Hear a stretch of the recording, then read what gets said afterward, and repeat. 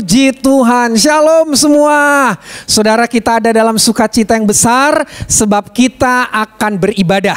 Sekali lagi saudara, Tuhan kita Tuhan yang tidak dibatasi dengan ruang dan waktu. Kita bisa bersekutu kepada Tuhan dengan cara apapun. Nah saudaraku, saya pastikan sebelum kita mulai ibadah, pastikan saudara bisa benar-benar konsentrasi, tidak melakukan banyak aktivitas, saudara fokus ya. Perhatikan apa yang disampaikan worship leader, pelayan Tuhan, berdiri, menyanyi, berdoa, menyembah Tuhan, tepuk tangan, kita antusias. Saya percaya jika kita antusias beribadah, Tuhan akan memberkati kita. Mari kita teduhkan hati kita sejenak, kita datang kepada Tuhan dengan pengakuan bahwa setiap perlindungan, pemeliharaan, pertolongan kita hanya datang dari Dia, Tuhan Yesus Sang Kepala Gereja, yang kepadanya pagi hari ini kita beribadah. Dalam nama Bapa, Putra dan Roh Kudus kami alaskan ibadah ini dalam nama Tuhan Yesus Kristus. Haleluya. Amin.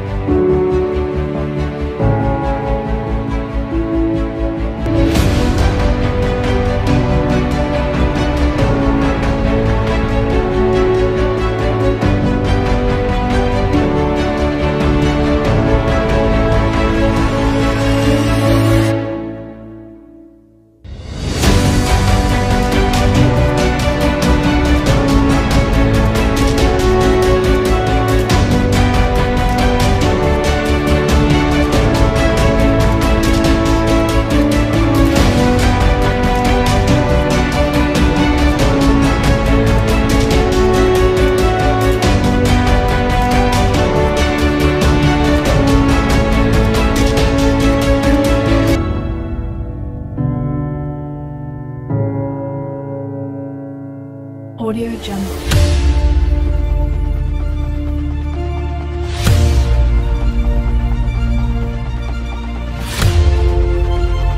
Audio Jungle.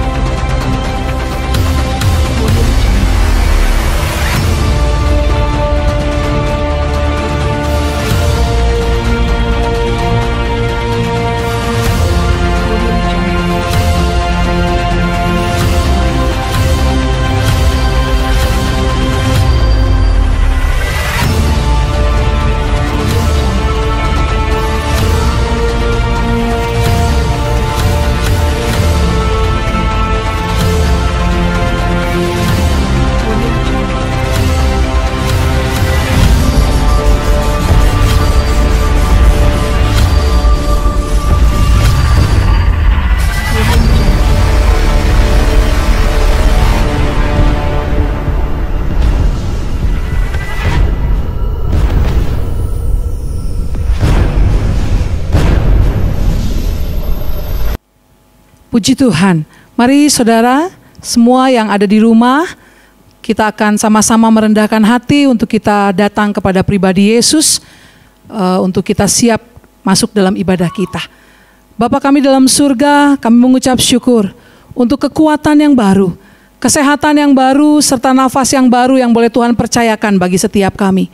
Sungguh pagi hari ini kami boleh merasakan kasih-Mu sempurna bagi kami. Kami diberikan mukjizat oleh Engkau Tuhan, kalau kami boleh ada sampai saat ini Tuhan. Dan sungguh pagi hari ini kami mau menikmati hadirat-Mu Tuhan. Kami mau merayakan Tuhan hadirat-Mu Tuhan Yesus. Kebaikan-kebaikan yang sudah Tuhan nyatakan bagi kami. Kami mau memuliakan nama Engkau. Terima kasih Bapa. Dan biarlah Tuhan Engkau yang berdaulat, Engkau yang bertahta atas setiap pujian penyembahan kami pagi hari ini. Dan berkuasalah Engkau atas ibadah kami dari awal, pertengahan hingga sampai akhirnya. Engkau Tuhan yang berkuasa di dalamnya. Di dalam nama Tuhan Yesus Kristus, kami sudah berdoa mengucap syukur. Mari semuanya yang siap untuk menaikkan pujian penyembahan di hadapan Tuhan katakan, amin. Haleluya. Shalom Bapak Ibu Saudara. Pagi hari ini kita mau merasakan karya Tuhan dalam setiap hidup kita. Kita mau angkat pujian kita. Mari saya undang Bapak Ibu Saudara bangkit berdiri.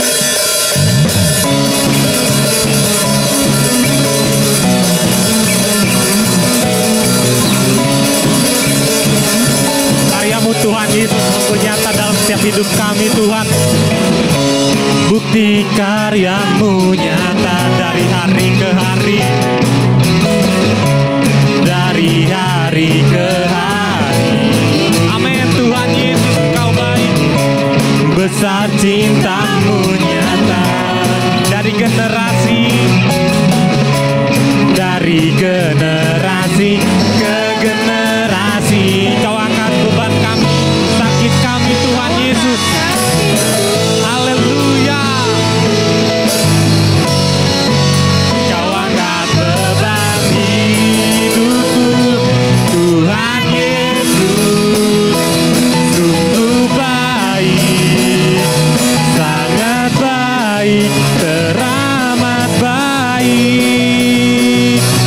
Tuhan Yesus sungguh dahsyat, sangat dahsyat, teramat dahsyat. Haleluya.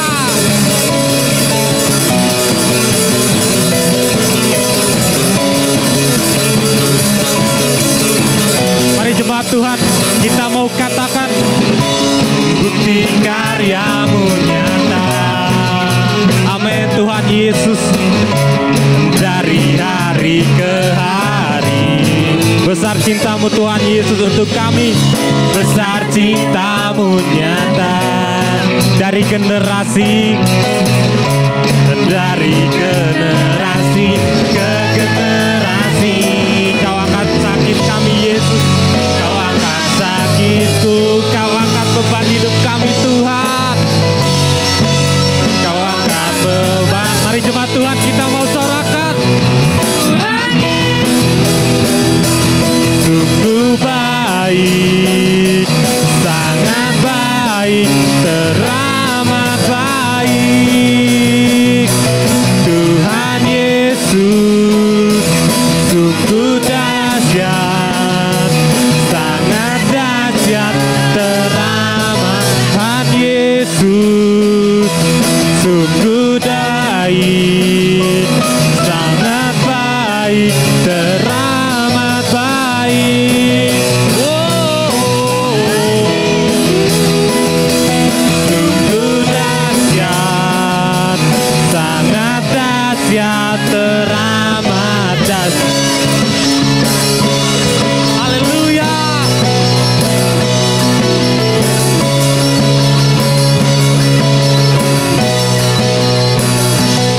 Haleluya, beri kemuliaan untuk Tuhan kita. Amin. Haleluya. Haleluya. Kita mau kembali memuji Tuhan. Kita mau nyatakan bahwa hidup kita sebagai persembahan untuk Tuhan. Mari kita angkat pujian kita. Ini hidup kami Tuhan Yesus. Kami persembahkan untuk kemuliaan nama-Mu Tuhan.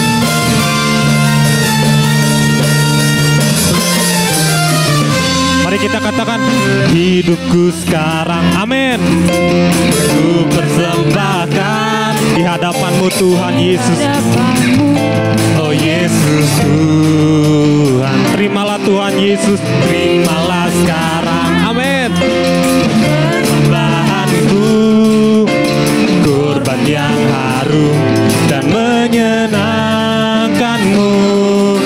Segenap hatiku, segenap jiwa kami Yesus, aku kan ku sembah Kau Yesus Tuhan. Hidup kami hidupku sekarang. Mari Bapak Ibu Saudara, kita mau tepuk tangan di atas kepala kita.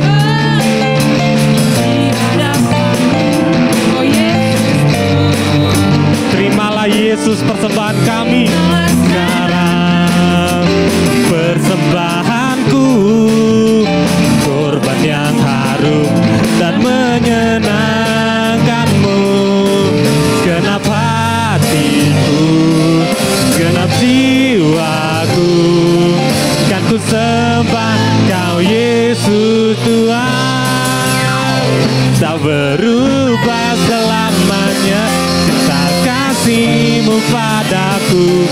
Ku mau hidup selamanya untuk senangkan hati-Mu. Tak berubah selamanya cinta kasih-Mu padaku. Ku mau hidup selamanya untuk senangkan hati-Mu, Tuhan.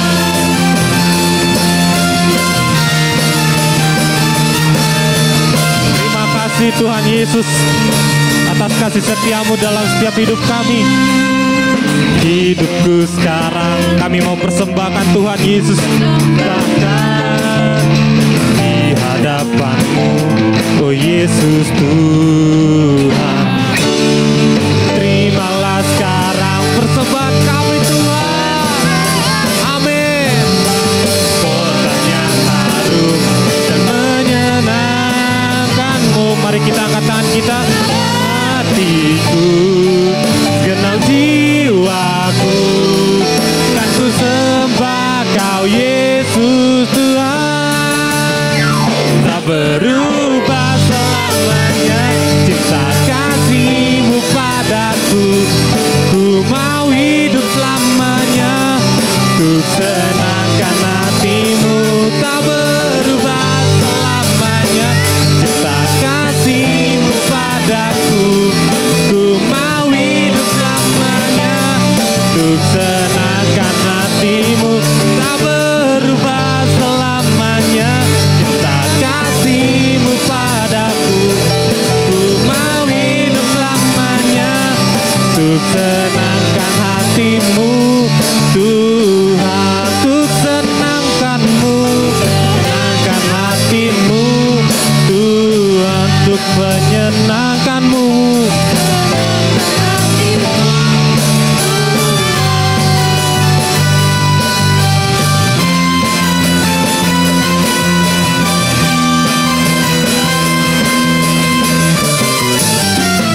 Haleluya. Beri sorak-sorai untuk kemuliaan nama Tuhan. Kita akan melihat pengumuman persembahan kita. Segalanya yang ku miliki, semuanya daripada-Mu, kan ku bawa persembahanku yang terbaik hanya bagi-Mu.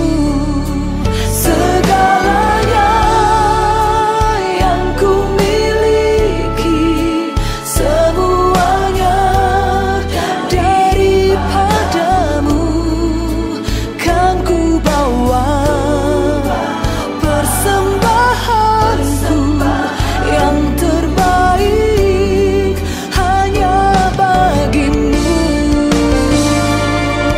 Oh, segalanya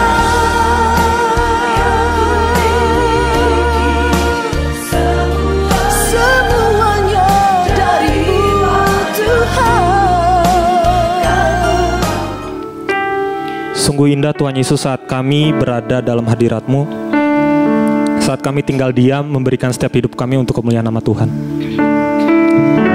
Bawa kami lebih dalam lagi Tuhan Yesus masuk ke dalam hadirat-Mu Tuhan. Merasakan kekudusannya hadirat-Mu Tuhan Yesus. Di rumah kami Tuhan Yesus dimanapun kami berada, bawa kami tenggelam dalam hadirat-Mu Tuhan Yesus.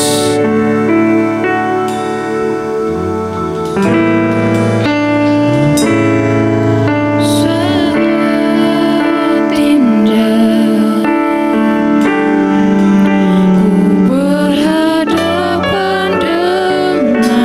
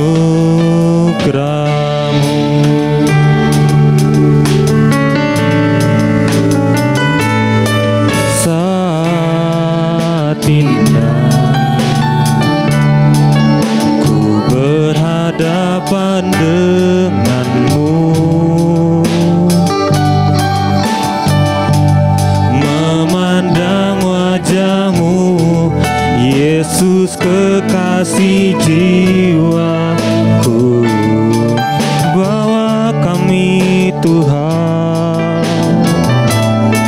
bawa dalam erat dalam pelukan,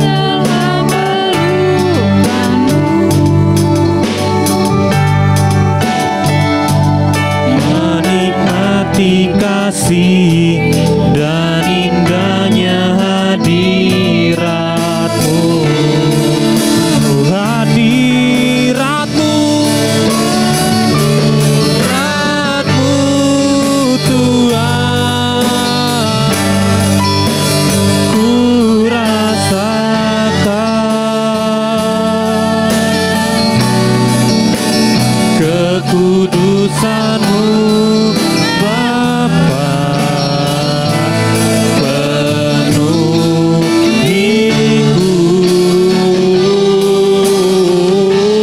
ku rindu selalu diam dalam bait-Mu, menikmati kasih anugerah-Mu. Mari jemaat Tuhan, kita mau kembali sorakan, serukan, hadirat-Mu Tuhan, ku rasakan kekudusan-Mu, kekudusan-Mu Bapa, penuhiku, rindu selalu diam dalam bait-Mu, menikmati kasih anugerah-Mu, menikmati kasih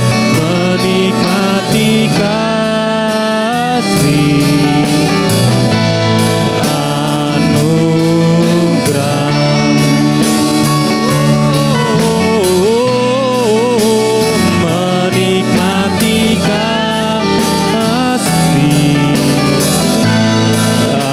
anugerah-Mu, menikmati kasih-Mu Tuhan,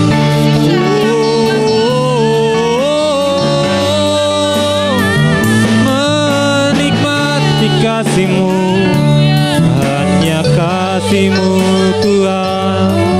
Haleluya. Saya serahkan kepada pembicara.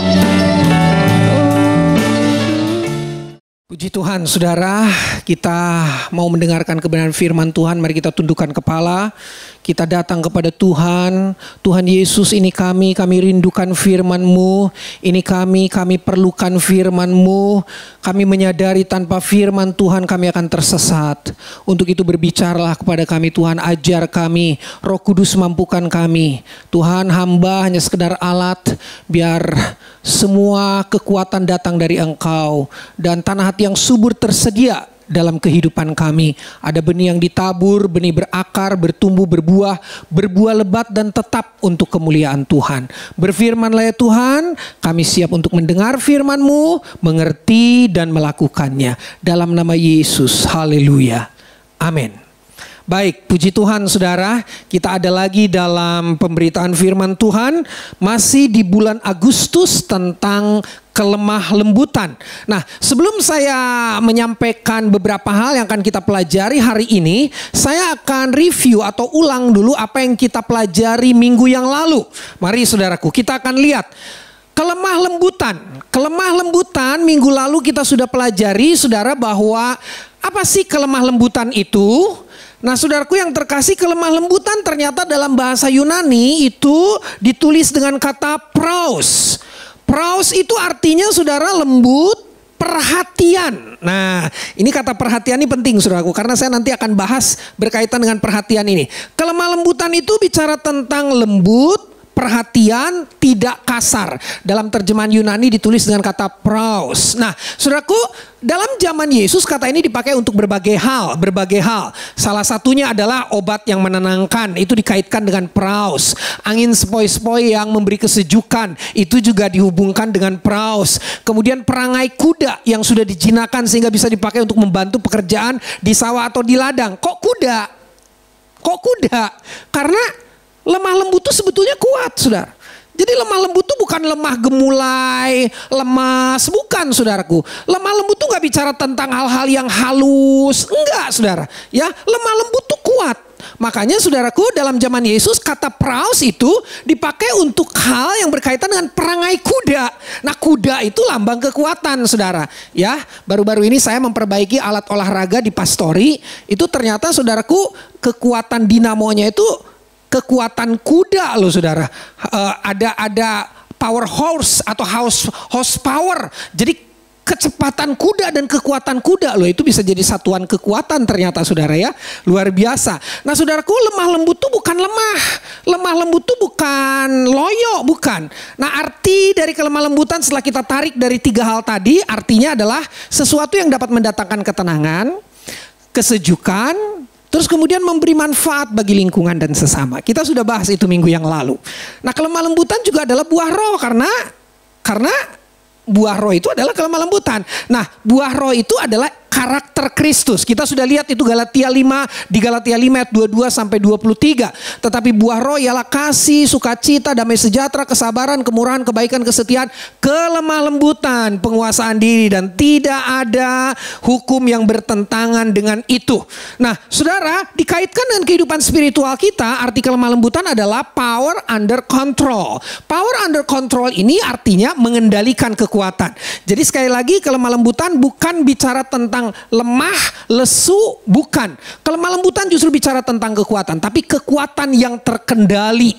Nah saudaraku, power under control, kekuatan yang terkendali, mengendalikan kekuatan. Terus apa lagi? Hati yang tidak mudah terluka. Nah ini bikin kita mudah dibentuk.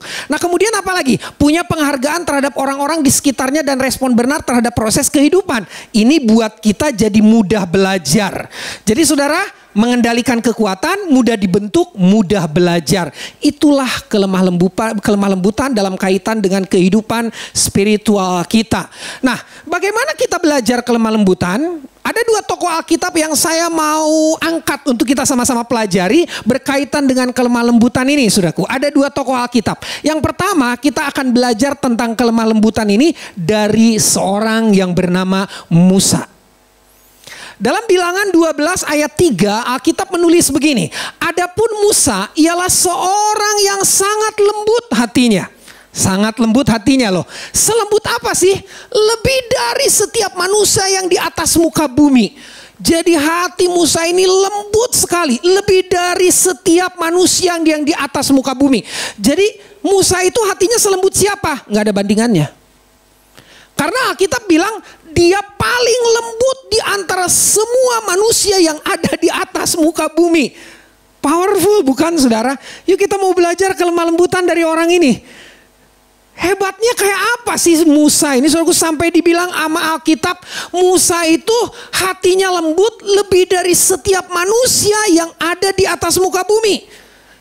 Jadi maksudnya gini, waktu Musa hidup, semua manusia yang hidup di muka bumi ini nggak ada yang hatinya selembut Musa.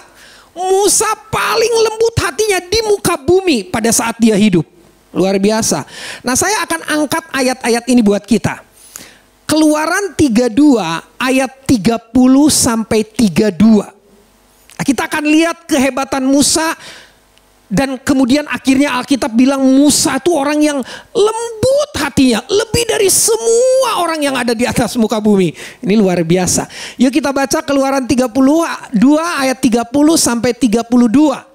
Keesokan harinya berkatalah Musa kepada bangsa itu, kamu ini telah berbuat dosa besar. Tetapi sekarang aku akan naik menghadap Tuhan. Mungkin aku akan dapat mengadakan pendamaian karena dosamu itu. Ayat 31, Keluaran 32.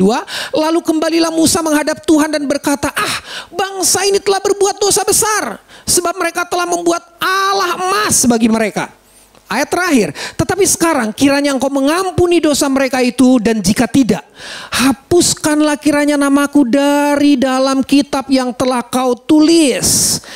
Dari 3 ayat ini kita kemudian akan belajar, saudara, dan kita akan mengerti kenapa Musa tuh disebut orang yang lembut hatinya. Ayat yang ke-30, saudara, itu bicara tentang ini. Perhatikan baik. Yang ada di rumah, lihat Alkitabnya, perhatikan baik.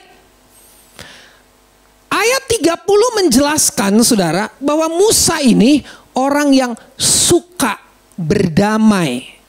Dia suka dengan perdamaian.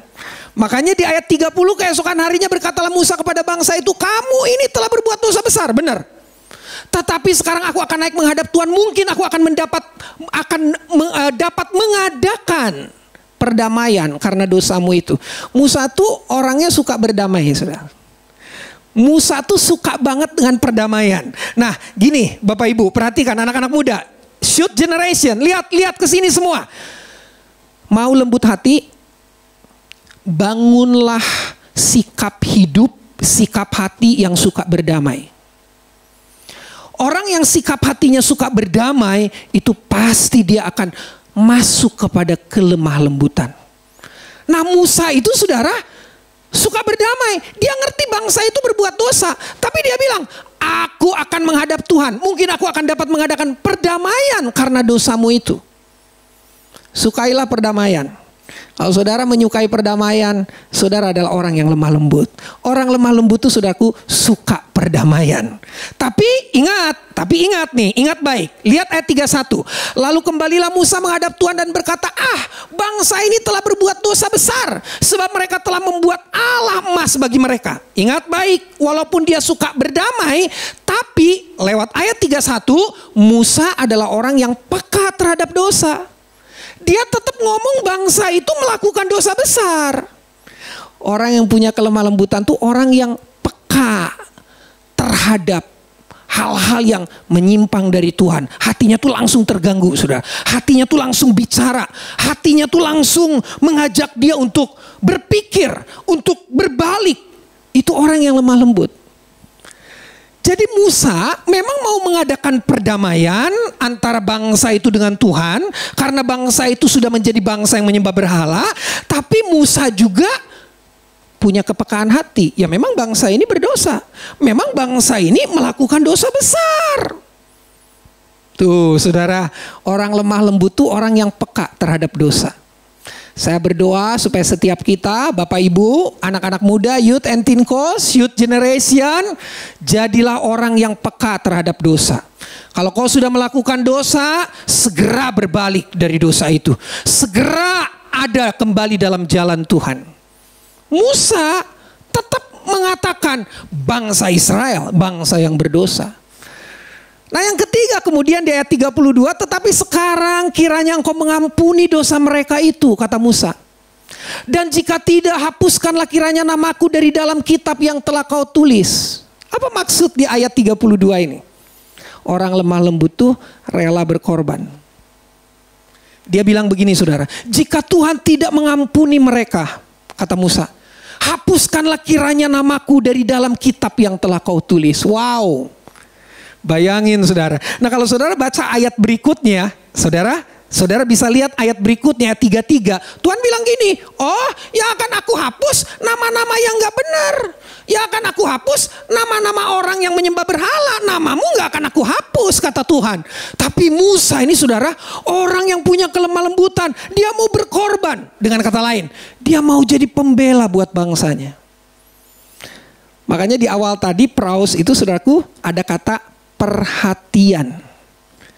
Memang lembut tapi ada perhatian. Jadi praus itu artinya juga ada perhatian. Musa ini punya perhatian yang luar biasa terhadap bangsanya. Dahsyat banget. Tokoh yang kedua yang saya akan angkat untuk kita pelajari berkaitan dengan kelemah lembutan ini adalah kita mau belajar dari Tuhan Yesus. Oke ya, ini memang saya tempatkan di nomor 2 sebagai penutup. Karena ini pribadi yang paling sempurna dan terhebat yang kita bisa teladani dari semua karakternya. Pribadi Yesus. Bagaimana kita belajar kelemah lembutan? Belajarlah dari Yesus. Kenapa kita harus belajar dari Yesus? Karena Alkitab yang bilang. Karena Yesus yang bilang. Karena Yesus yang katakan. Dalam Matius 11 ayat 29. Yesus bilang begini, pikulah kuk yang kupasang dan belajarlah padaku. Karena aku lemah lembut dan rendah hati, dan jiwamu akan mendapat ketenangan. Saudara, lihat ayat ini baik-baik. Siapa yang ngomong ini? Petrus? Siapa yang ngomong ini? Yohanes? Siapa yang ngomong ini? Matius? Bukan. Yang ngomong ini Yesus langsung. Yesus bilang, pikulah kuk yang kupasang dan belajarlah padaku. Belajar tentang apa? Karena aku lemah lembut, kata Yesus. Tuh, belajar kelemah lembutan nama Yesus, saudara. Dan rendah hati. Belajar kerendah hatian nama Yesus. Tapi kan tema bulan kita bukan rendah hati kan. Tema bulan kita di Agustus ini tentang kelemah lembutan. Jadi kita fokus kelemah lembutan. Terus kalau kita belajar kelemah lembutan dari Yesus, Alkitab bilang dan Yesus sendiri yang mengatakan, jiwamu akan mendapat ketenangan. Wow, luar biasa. Bapak Ibu, anak muda, youth generation, mau dapat jiwa yang tenang? Mau dapat jiwa yang diberkati? Mau dapat hidup yang bahagia? Mau dapat pikiran yang dikuduskan? Itu semua berawal dari jiwa yang tenang. Dan saudaraku yang terkasih dalam Tuhan, belajarlah kepada Yesus. Salah satunya, belajarlah kelemah lembutan kepada Yesus. Saya percaya saudara, apa yang Yesus katakan ya dan amin, jiwa kita akan mendapat ketenangan. Oke, pelajaran apa yang kita bisa dapat dari Yesus berkaitan dengan kelemah lembutan ini? Yuk kita buka Lukas 13 ayat 6 sampai 9. Perumpamaan tentang pohon ara yang tidak berbuah. Lalu Yesus mengatakan perumpamaan ini. Seorang mempunyai pohon ara yang tumbuh di kebun anggurnya dan ia datang untuk mencari buah pada pohon itu. Tetapi ia tidak menemukannya. Lalu ia berkata kepada pengurus kebun anggur itu, sudah 3 tahun aku datang mencari buah pada pohon ara ini dan aku tidak menemukannya. Tebanglah pohon ini. Untuk apa ia hidup di tanah ini dengan percuma? Ayat 8. Jawab orang itu, maksudnya pengurus kebun itu, dalam hal ini Yesus yang menjadi perantara antara kita dengan Bapa di surga. Tuhan, biarkanlah dia tumbuh tahun ini lagi. Aku akan mencangkul tanah sekelilingnya dan memberi pupuk kepadanya. Mungkin tahun depan ia berbuah. Jika tidak, tebanglah dia. Saudaraku yang terkasih, apa yang kita bisa pelajari dari kelemah lembutan Kristus?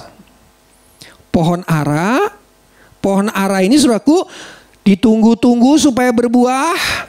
Yang punyanya rindu menikmati buah pohon ara ini. Berapa tahun ditunggu saudara? Berapa tahun? Berapa tahun? 3 tahun. 3 tahun ditunggu pohon ara ini gak berbuah-buah saudara. Terus yang punyanya bilang begini, tebang aja pohon ini, untuk apa ya hidup di tanah dengan percuma. Tapi saudaraku, pengurus kebun itu yang adalah Yesus, ini perumpamaan tentang Yesus. Dia bilang begini, Tuhan biarkanlah dia tumbuh tahun ini lagi. Maksudnya jangan ditebang. Aku akan mencangkul tanah sekelilingnya dan memberi pupuk kepadanya. Mungkin tahun depan ia berbuah. Jika tidak, tebanglah dia. Kelemah lembutan yang ada di ayat-ayat yang kita baca ini adalah kelemah lembutannya. Kata ini, kalimat ini. Beri kesempatan 1 tahun lagi. Itu kelemah lembutan yang Yesus buat. Beri kesempatan 1 tahun lagi. Beri kesempatan 1 tahun lagi. Kasih kesempatan 1 tahun lagi. Ini bicara tentang membangun relasi atau hubungan. Orang yang lemah lembut itu saudaraku selalu rindu membangun relasi atau hubungan. Yesus bilang jangan ditebang, 1 tahun kasih kesempatan. Dan Yesus akan berinteraksi dengan pohon ara itu. Yesus akan merawat pohon ara itu. Yesus akan memelihara pohon ara itu. Ada sebuah hubungan dan relasi. Tapi jangan lupa saudara, kelemah lembutan tuh nggak kompromi sama dosa. Tadi saya udah bilang kan, tidak komprominya di mana? Ada ketegasan di situ. Yesus bilang gini, kalau tidak berbuah tahun depan, pangkas dan tebang.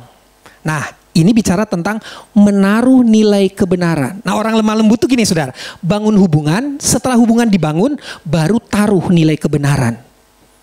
Kita nggak bisa taruh nilai kebenaran kalau kita belum bangun hubungan. Kalau kita udah langsung ngasih nilai kebenaran sama orang yang nggak punya hubungan sama apa-apa dengan kita, wah kita bisa dimarahin saudara. Kita bisa diserang. Bangun dulu hubungan. Itu loh saudara, ya.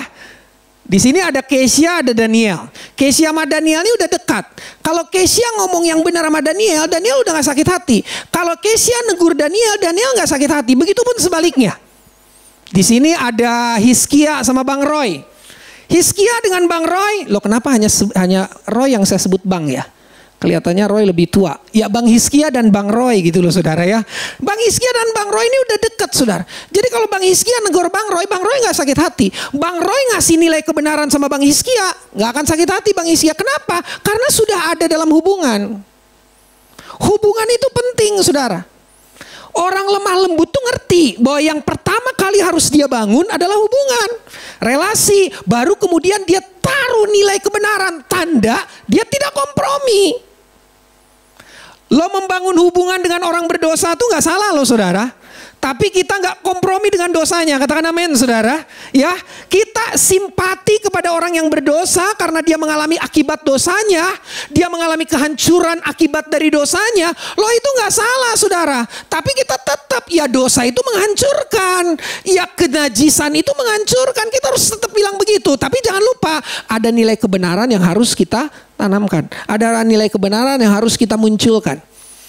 Yang berikutnya di kisah lain, belajar dari Kristus tentang kelemah lembutan. Mari kita buka Yohanes 8 ayat 1 sampai 11. Yohanes 8 ayat 1 sampai 11. Yuk kita buka ayat ini. Yohanes 8 ayat 1 sampai 11. Tetapi Yesus pergi ke Bukit Zaitun, pagi-pagi benar ia berada lagi di bait Allah dan suruh rakyat datang kepadanya, ia duduk dan mengajar mereka. Perhatikan ayat 3. Yohanes 8 ayat 3. Maka ahli-ahli Taurat dan orang-orang Farisi membawa kepadanya seorang perempuan yang kedapatan berbuat zina. Mereka menempatkan perempuan itu di tengah-tengah, lalu berkata kepada Yesus, Rabi, perempuan ini tertangkap basah ketika ia sedang berbuat zina. Musa dalam hukum Taurat memerintahkan kita untuk melempari perempuan-perempuan yang demikian. Apakah pendapatmu tentang hal itu? Mereka mengatakan hal itu untuk mencobai dia, supaya mereka memperoleh sesuatu untuk menyalahkannya. Tetapi Yesus membungkuk lalu menulis dengan jarinya di tanah. Kira-kira nulis apa ya? Kira-kira nulis apa ya? Nggak dijelaskan di Alkitab dia nulis apa ya. Ayat 7. Dan ketika mereka terus-menerus bertanya kepadanya, ia pun bangkit berdiri lalu berkata kepada mereka, barang siapa di antara kamu tidak berdosa, hendaklah yang pertama melemparkan batu kepada perempuan itu. Lalu ia membungkuk pula dan menulis lagi di tanah. Nulis apa ya? Nggak dijelaskan nama Alkitab nulis apa. Tetapi setelah mereka mendengar perkataan itu, pergilah mereka seorang demi seorang, mulai dari yang tertua. Akhirnya tinggallah Yesus seorang diri dengan perempuan itu yang tetap di tempatnya. Lalu Yesus bangkit berdiri dan berkata kepadanya, hai perempuan, di manakah mereka? Tidak adakah seorang yang menghukum engkau? Jawabnya, tidak ada Tuhan. Lalu kata Yesus, aku pun tidak menghukum engkau. Pergilah dan jangan berbuat dosa lagi mulai dari sekarang. Yesus bilang gini saudaraku, yang tidak pernah berbuat dosa, dia yang pertama kali lempar perempuan yang kedapatan berzina ini. Dan Alkitab menulis semua mereka pergi meninggalkan perempuan yang berzina ini. Artinya semua mereka pernah berbuat dosa. Saya mau tanya, siapa yang gak pernah berdosa di antara mereka semua yang hadir saat itu? Yesus. Tapi Yesus bilang begini saudara. Ayat 11 jawabnya, tidak ada Tuhan. Waktu ditanya perempuan itu, ada gak yang lempar batu sama kamu? Ada gak menghukum kamu? Tidak ada Tuhan, kata perempuan itu. Lalu kata Yesus, aku pun tidak menghukum engkau. Seharusnya yang berhak menghukum perempuan ini adalah Yesus, karena Yesus pribadi yang tidak berdosa. Diduga, ini diduga saudara ya. Ini diduga. yang nggak berkaitan dengan, nggak berpengaruh kepada keselamatan kita. Diduga Yesus nulis di tanah itu, dia nulis 10 perintah Tuhan. Dia nulis hukum Taurat. Dia sedang mengingatkan orang-orang itu, kamu semua bisa ngerjain ini nggak? Kamu semua bisa lulus nggak melakukan ini? Diduga. Oke, itu gak terlalu penting. Tapi intinya saudara, kita akan melihat ada kelembutan di situ yang Yesus munculkan. Oke, kita lihat kelembutan yang Yesus munculkan. Tolong ditampilkan.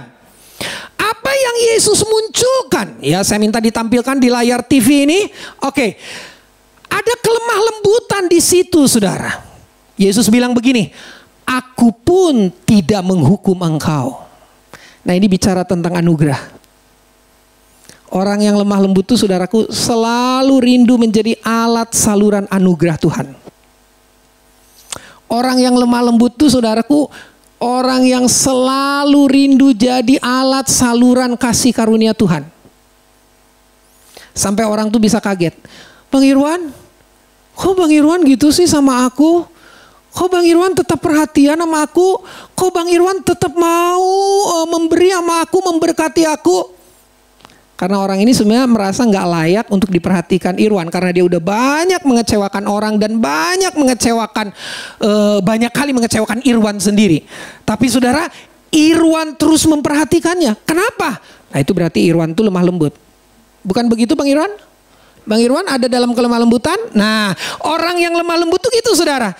Orang yang terus menghujani seseorang dengan anugerah. Sampai orang tuh gak enak body gitu loh. Body. Gak enak apa ya? Gak enak duduk, gak enak berdiri gitu. Gak enak untuk dia menerima itu, dia gak enak. Merasa gak enak. Kok gitu sih Kak Resti? Aduh Kak Resti, kok Kak Resti gitu sih? Gak apa-apa. Kata Kak Resti gitu saudara ya. Berijeng senang dalam hatinya. Aduh orang dipuji, puji Tuhan gitu. Enggak ya. Kok gitu sih? Kok kamu berbuat gitu sih sama aku sih? Aku kan udah nyakitin kamu. Aku kan udah melukain kamu. Tapi orang lemah lembut tuh gitu saudara. Orang yang suka mencurahkan anugerah kepada seseorang. Dia jadi alat dari Tuhan untuk menyalurkan anugerah itu. Anak muda, Bapak Ibu, Shoot Generation, jadikan banyak orang kaget melihat sikapmu terhadap mereka. Jadikan banyak orang terkagum-kagum dengan apa yang kau lakukan terhadap mereka. Tapi ingat, bukan untuk hebat, kuat, gagahmu, bukan untuk populernya engkau, tapi kembalikan semua untuk puji, hormat, kemuliaan bagi Tuhan. Kau harus bilang begini, saya lakukan ini karena Tuhanku melakukan ini juga buat aku. Tanpa sadar saudara sedang memberitakan Injil kepada orang itu. Kelemah lembutan itu identik dengan memberitakan Injil saudara. Terus bentuk tidak komprominya terhadap dosa apa? Ada ketegasan di situ. Yesus bilang di ayat yang ke-11, aku pun tidak menghukum engkau, pergilah dan jangan, apa katanya saudara? Berbuat dosa lagi mulai dari sekarang. Ada ketegasan di situ. Jangan berbuat dosa lagi mulai dari sekarang. Ini yang disebut dengan peringatan. Orang lemah lembut itu ngasih anugerah, tapi juga ngasih peringatan. Kamu jangan gitu lagi ya. Kamu tuh nggak baik gitu terus. Kak Evita, kok Kak Evita baik terus ya sama aku sih Kak Evita. Ya udah nggak apa-apa. Tapi inget ya, nah ini orang lemah lembut. Kamu nggak boleh lakukan itu lagi ya. Kamu harus berjalan dalam kebenaran ya. Jadi gitu, orang lemah lembut itu saudaraku memang menaruh anugerah. Tapi orang lemah lembut itu juga saudaraku harus memberi peringatan.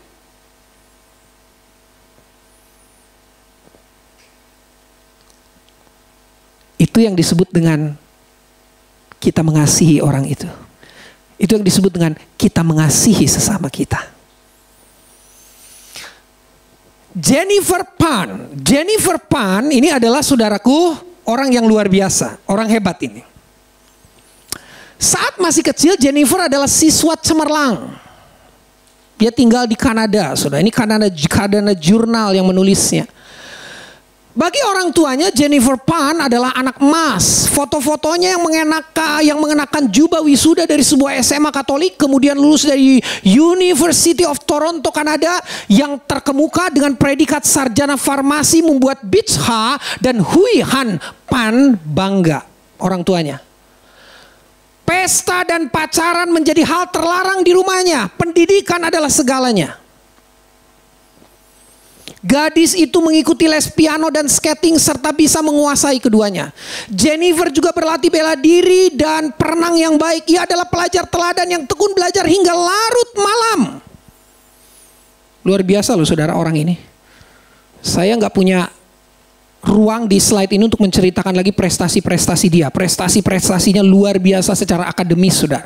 Namun di balik semua hal mengesankan itu tersembunyi kebohongan, kebencian dan dendam yang kemudian menjurus pada tindakan mengerikan yang menghancurkan keluarga dan diri Jennifer. Segala harapan orang tuanya ternyata membuat Jennifer merasa tertekan. Demikian seperti diungkap Washington Post. Jadi koran Washington itu juga menyorot kejadian Jennifer Pan ini, saudara. Saat di kelas 8, Jennifer mulai lelah, ia tak lagi antusias belajar. Nilainya pun mulai anjlok. Perlahan kepercayaan dirinya kian pupus. Tapi dia paksakan terus, saudaraku, karena tekanan. Untuk menutupinya, Jennifer mulai berbohong hingga kebohongan menjadi kebiasaannya. Dan gadis itu pun menjalani kehidupan ganda yang penuh kepalsuan dan penipuan. Dalam sebuah artikel di Toronto Live, Karen Kehoe yang kenal dengan keluarga Jennifer dan pernah satu sekolah dengannya memberikan petunjuk tentang masa lalu gadis teladan yang kemudian berubah jadi otak pembunuhan orang tuanya sendiri. Saudara bisa bayangkan orang yang hebat ini, saudara, kemudian jadi otak pembunuhan terhadap orang tuanya sendiri. Sederhana. Orang ini nggak ketemu dengan orang yang lemah lembut. Sederhana. Orang ini nggak berjumpa dengan orang yang lemah lembut. Orang tuanya hanya kasih nilai kebenaran. Orang tuanya hanya kasih terus petua baik, kebenaran baik, nasihat baik. Dia kasih target terus, dia kasih sesuatu yang harus diraih Jennifer. Tapi dia lupa untuk menghujani Jennifer dengan anugerah. Mereka lupa untuk menghujani Jennifer dengan sebuah kesempatan. Mereka lupa untuk membangun relasi dan hubungan yang menyenangkan dengan Jennifer. Para orang tua, dalam kesempatan ibadah online ini, saya mau mengajak kita semua para orang tua untuk kita juga betul-betul mau seimbang. Karena orang yang lemah lembut itu pasti seimbang. Ya, dia memberikan sesuatu yang harus diraih oleh anaknya. Dia harus men-challenge anaknya, memberi tantangan kepada anak-anaknya untuk anak-anaknya mau menghadapi tantangan itu demi masa depan mereka. Ya, itu saya setuju. Tapi jangan lupa saudaraku, kita harus bangun hubungan dengan mereka. Kita harus hujani anak-anak kita dengan anugerah. Semua kita belajar sebagai orang tua. Tak kala anak kita salah, ya saya sendiri juga belajar. Hujani mereka dengan anugerah, tapi ingat, tidak kompromi dengan dosa. Kita harus tetap katakan yang salah-salah. Jennifer Pan adalah korban dari seorang anak yang berprestasi, tapi karena mengalami tekanan. Dia tidak pernah mengalami indahnya punya hubungan antara anak dan orang tua. Dia tidak pernah mengalami anugerah yang terus dia terima dari orang tuanya. Ingat baik saudara, salib adalah benturan atau pertemuan antara kelemah lembutan dan ketegasan. Salib itu saudara, kelemah lembutan, tapi di dalamnya juga ada ketegasan. Dengar baik, tidak melulu ketegasan, tapi ada kelemah lembutan. Karena kelemah lembutan itu mengandung dua hal yang penting. Apa itu? Hubungan yang dibangun dengan baik, anugerah, tapi di dalamnya juga ada nilai yang dibangun, ada peringatan yang disampaikan. Mari kita para orang tua, kita mau belajar jadi orang-orang yang menghujani anak-anak kita dengan anugerah. Kita mau bangun hubungan kita, relasi kita dengan anak-anak kita dengan benar. Anak-anak muda, dengar baik, kau juga harus mau diberi peringatan. Kau juga harus menghidupi nilai-nilai kebenaran sebagai anak-anak ketika orang tuamu menasehati engkau. Youth generation, kakak-kakak rohanimu, kakak-kakakmu di rumah, kasih nasihat, kasih peringatan, ada nilai kebenaran sana, lakukan. Hidup kita akan menjadi hidup yang penuh dengan kelemah lembutan. Tuhan Yesus memberkati saudara dan selamat untuk menjalani sebuah proses kehidupan. Ingat baik, hiduplah dalam kelemah lembutan. Tuhan Yesus memberkati. Mari kita datang kepada Tuhan, kita bersyukur kepada Tuhan. Hadirat Tuhan itu tempat di mana kita mengalami kelembutan dari Tuhan. Hadirat-Mu Tuhan, hadirat-Mu Tuhan Yesus. Hadirat-Mu Tuhan, ku rasakan, haleluya, kekudusan-Mu Bapa. Penuhi kami,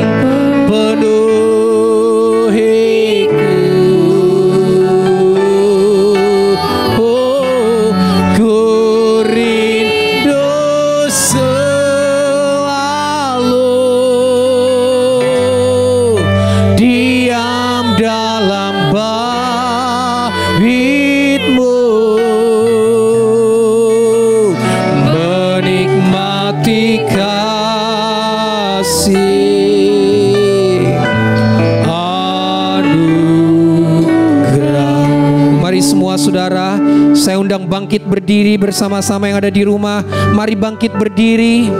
Saya mau berdoa buat semua saudara. Taruh tangan kananmu di dadamu. Taruh tangan kananmu di dadamu.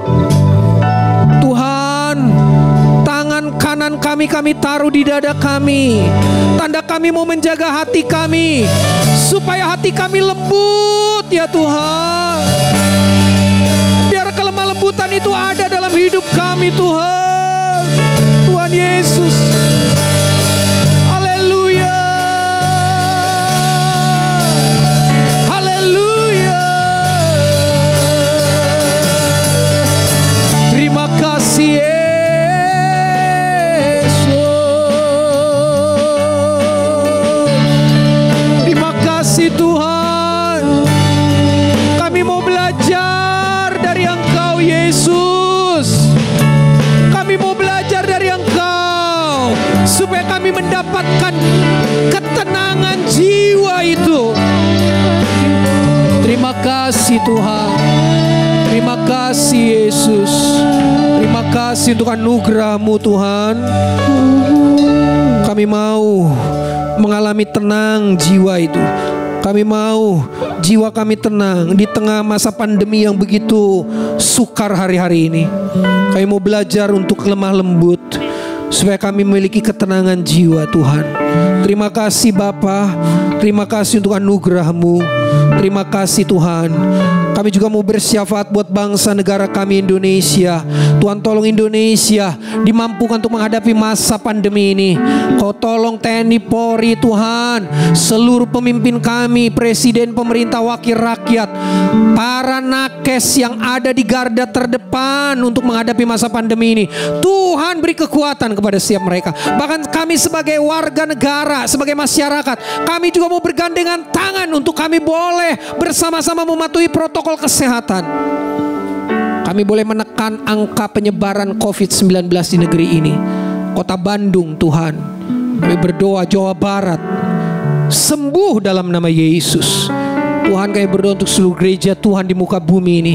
Gereja Tuhan di Indonesia, para pemimpin gereja ada dalam kesatuan hati. Gereja Pentakosta mulai dari pusat, daerah, resort, gereja-gereja lokal, para pengerja hamba Tuhan, para pelayan, seluruh jemaat. Bang, gerejamu di Antapani ini Tuhan, gereja Pentakosta Antapani alat pemulihan ministry, Tuhan memberkati gereja ini. Limpah gereja ini dengan kuasa firman-Mu, dengan kuasa Roh-Mu. Ada pelayanan disertai dengan tanda-tanda heran dan mujizat di gereja ini. Jemaat diberkati, yang sakit disembuhkan, jemaat bertumbuh terus dalam kehidupan rohani mereka ya Tuhan. Para pemimpin yang ada di gereja ini ya Tuhan, Kau memberkati hamba-hamba-Mu ya Tuhan. Engkau memberkati Tuhan yang menolong menyatakan kasih setia-Mu buat seluruh keberadaan gereja-Mu ini. Gereja ini boleh menjadi gereja kesaksian. Terima kasih Bapa. Orang-orang yang terbeban juga yang mengasihi pekerjaan Tuhan di gereja ini, Tuhan memberkati tangan-tangan yang terulur, yang setia memberi ya Tuhan. Baik ibadah online, baik ibadah offline, mereka tetap setia memberi Dan kami rindu kami menjadi umat-umat Tuhan yang setia memberi. Diberkatilah setiap mereka. Baik mereka memberi persembahan, kolektor lewat transfer atau tunai, persembahan persepuluhan, buah sulung, ucapan syukur, diakonia dan misi. Diberkati Tuhan. Kami percaya kepada yang memberi. Alkitab bilang Tuhan akan beri. Mengucap syukur untuk anugerah-Mu, Kau Tuhan yang luar biasa, Kau Tuhan yang ajaib. Terima kasih Bapa, Kau memberkati seluruh pelayan yang sudah ambil bagian dalam ibadah online ini. Baik pelayanan yang ada di mimbar, baik pelayanan ada di kameramen ya Tuhan, baik yang ada di balkon. Tuhan memberkati seluruh para pelayan Tuhan.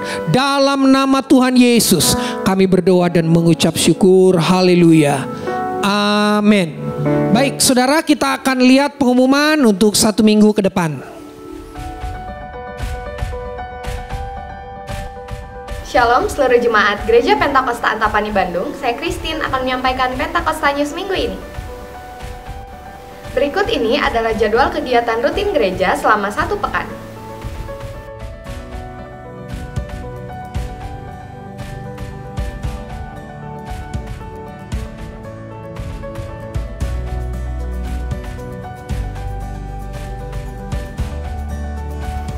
Pelatihan musik dan pelatihan DKV ditiadakan dan Menara Doa pada tanggal 13 Agustus 2021 akan diinformasikan segera melalui grup di sosial media gereja. Ibadah Raya pada hari Minggu tanggal 15 Agustus 2021 akan diinformasikan segera melalui grup di sosial media gereja. Berikut adalah pendaftaran menjadi jemaat baru. Silakan mengisi formulir pendaftaran melalui link Google Form yang berada di bawah ini dan mengikuti pembinaan hidup berjemaat sebanyak 2 sesi. Untuk informasi lebih lanjut, silakan menghubungi Ibu Gembala. Pembacaan Alkitab setahun secara urutan kitab hari ini sudah sampai di kitab Yesaya pasal 58 sampai 60. Mari seluruh jemaat Gereja Pentakosta Antapani Bandung, kita mau disiplin dalam membaca Alkitab dan setia dalam perkara rohani. Selamat beribadah kepada yang baru pertama kali hadir di ibadah Gereja Pentakosta Antapani. Kita satu di dalam tubuh dan kasih Kristus. Segalanya yang ku miliki, semuanya daripadamu, kan ku bawa persembahanku yang terbaik hanya bagimu. Segalanya yang ku miliki, semuanya daripadamu, kan ku bawa persembahanku yang terbaik hanya bagimu. Oh, oh, segalanya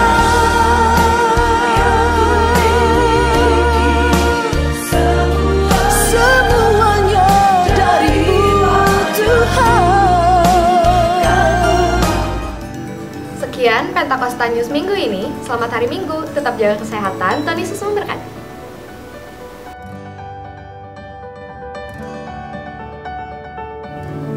Saudara, mari kita berdoa doa Bapa kami. Bapa kami yang ada dalam surga, dikuduskanlah namamu, datanglah kerajaan-Mu, jadilah kehendak-Mu di bumi seperti dalam surga. Berikanlah kami pada hari ini makanan kami yang secukupnya, dan ampunilah kami akan segala kesalahan kami, seperti kami juga mengampuni orang bersalah kepada kami.